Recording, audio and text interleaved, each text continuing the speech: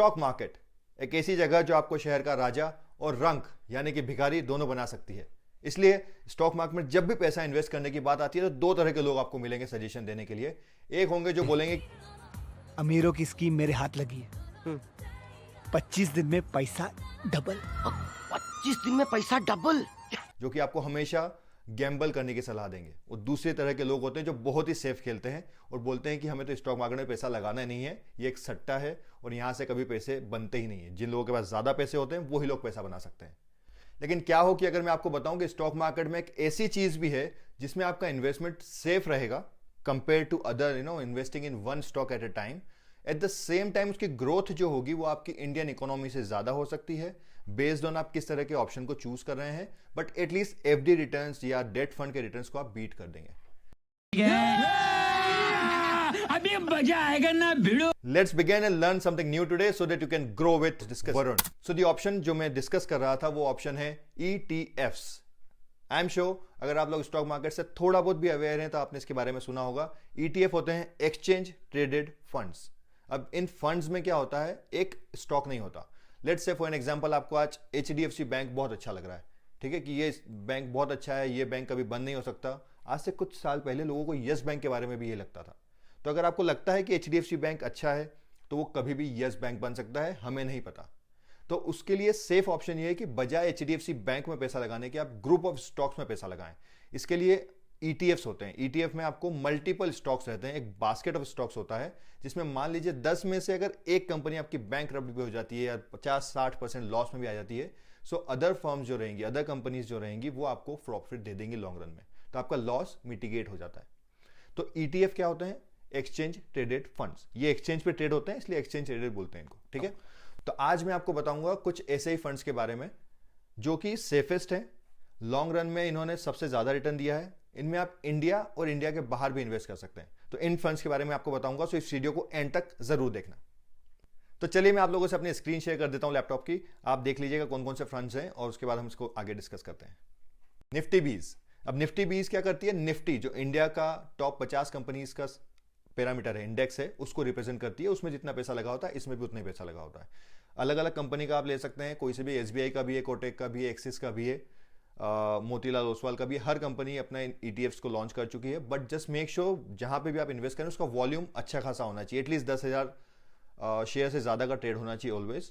सो अगर आप देखेंगे अभी मान लीजिए आपने 2013 या मान लेते हैं थोड़ा सा इसको पीछे ले लेते हैं, यहां लेते हैं 2010-11 में, यानी लगभग 12 साल पहले आपने पैसा इन्वेस्ट किया होता, 46 रुपीज की वैल्यू थी इसकी निफ्टी बी की, जो कि आज हो गई लगभग 200 रुपए।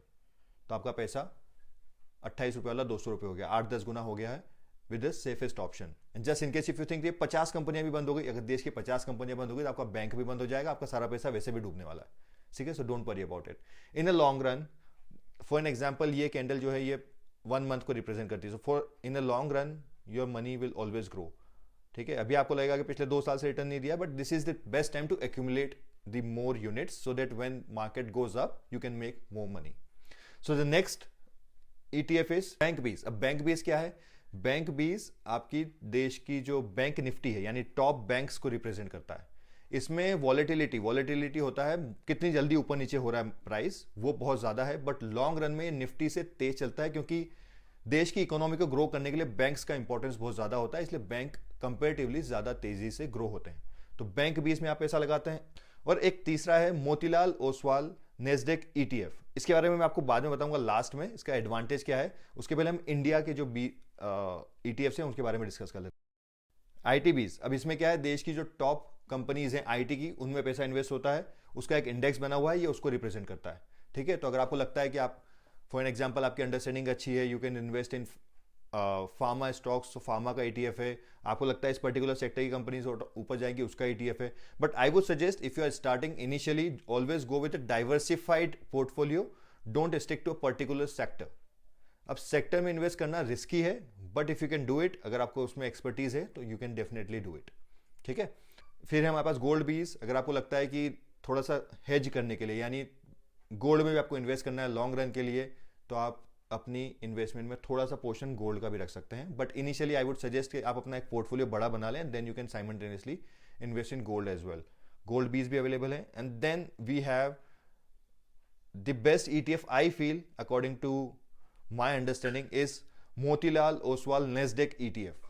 अब मैं इसको बेस्ट क्यों बोल रहा हूं? क्योंकि इसमें देश की नहीं दुनिया की टॉप 100 कंपनीज में पैसा लग रहा है. अब टॉप 100 कंपनी से पैसा लगने से होता यह है कि आपको एप्पल, माइक्रोसॉफ्ट, अमेजॉन, इन सब कंपनीज के फ्रैक्शन ऑफ शेयर्स मिल सकते हैं. At what cost? As of now ये है 104 रुपए का. 100 रुपए you can invest and you can get a share in Apple, Microsoft और ऑल दीज कंपनीज. ठीक है, वो कंपनीज जैसे जैसे ग्रो करेंगी ये ETF भी वैसे वैसे ही ग्रो करेगा.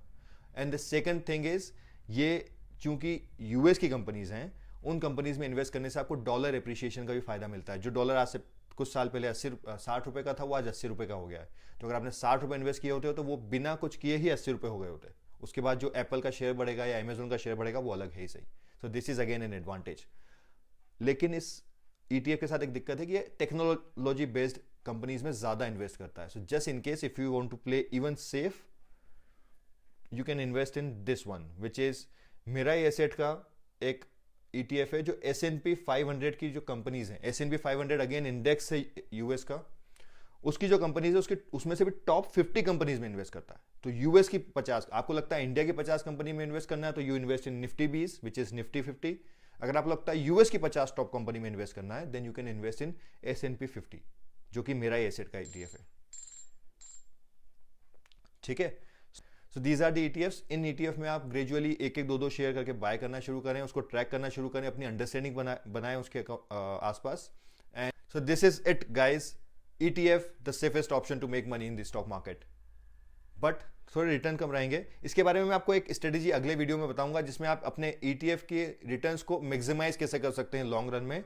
देयर आर सर्टेन पैरामीटर्स, उसमें थोड़ा सा आपका टाइम लगेगा but you don't need to be mechanical and बहुत इजीली महीने का शायद घंटे 2 घंटे आप देके और अपने रिटर्न्स को मान लीजिए 12% से 15% तक लॉन्ग रन में ले जा सकते हैं. And I have a strategy for that and I will post it let's say in next few days.